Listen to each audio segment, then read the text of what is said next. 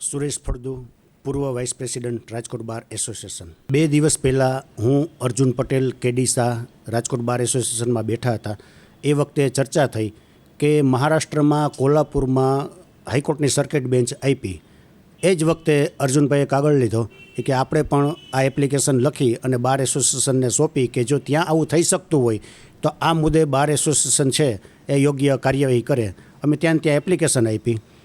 જે એપ્લિકેશન આપી એ ચળવળ શરૂ કરનાર છે એના બધાના નામ કાપી નાખવામાં આવ્યા અને અમારી એપ્લિકેશનના આધારે એક બાર એસોસિએશનની મિટિંગ મળે છે અને એ મિટિંગમાં એક કમિટી નક્કી કરવામાં આવે છે અને એ કમિટીની અંદર મોટાભાગના જે ખરેખર બારના હિતાર્થે કામ કરી શકે એવા એડવોકેટ તો લીધેલ છે, પરંતુ ઘણા બધા સિનિયર એડવોકેટ કે જેમાં મેઇન એપ્લિકેશન આપનાર અર્જુનભાઈ પટેલ છે, પછી સિનિયરમાં કિશોરભાઈ સખિયા છે, એનજે પટેલ છે, અનિલભાઈ દેસાઈ છે, કમલેશભાઈ શાહ છે, ભગીરથ ડોડિયા, મેહુલ મહેતા, જીએલ રામાણી, આ બધા લોકોને કમિટીમાં લેવામાં નથી આવ્યા.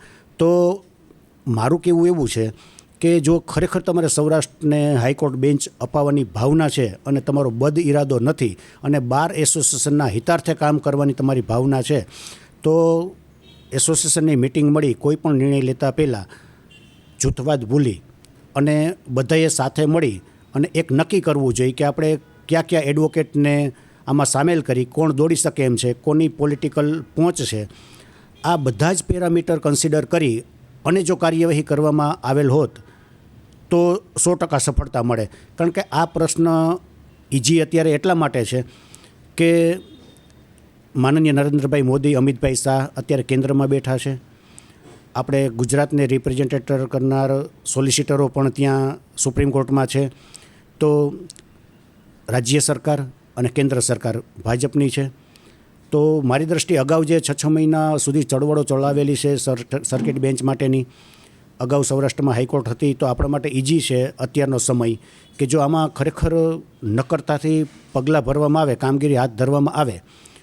અને સૌથી મહત્ત્વની બાબત છે કે જુદા જુદા એસોસિએશન, એમાં એન્જિનિયરિંગ એસોસિએશન હોય, કોઈ પણ એસોસિએશન અત્યારે સપોર્ટ કરવા તૈયાર છે. ઉદ્યોગ જગત આવડો અહીંયા છે. સૌરાષ્ટ્રની જનતાને ખૂબ જ પરેશાની થાય છે, વહેલી તકે ન્યાય નથી મળતો, એડવોકેટો, પક્ષકારો ઘણા બધા હેરાન થાય છે. તો આ નિરાકરણ લાવવું હોય તો આનો સરળ એક જ ઇલાજ, રાજકોટ બારમાં કોઈ પણ પ્રકારના વાદ વિવાદ, તકરાર, જૂથવાદ વગર સાથે બેસી પ્રશ્નનું નિરાકરણ લાવવા અને એક નક્કી કરવાનું કે ભાઈ બેન્ચ લાવીને જંપવું છે.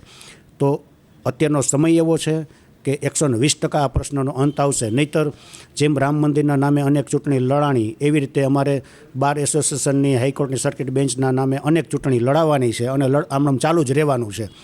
જે દિવસે કોઈ નક્કર પગલાં લેવાની લોકોમાં, એડવોકેટોમાં ભાવના જાગૃત થશે ત્યારે સૌરાષ્ટ્રની તમામ જનતા સાથ સહકાર આપવા તૈયાર છે. તો આ પ્રશ્નનું નિરાકરણ લાવવા માટે એક જ કે વાદ વિવાદ, તકરાર ભૂલી અને માત્ર સૌરાષ્ટ્રમાં સર્કિટ બેન્ચ હાઈકોર્ટની મળે એના માટેની જો ચળવળ શરૂ કરવામાં આવે તો 100% આ પ્રશ્નનું નિરાકરણ આવી શકે એવું મારું માનવું છે.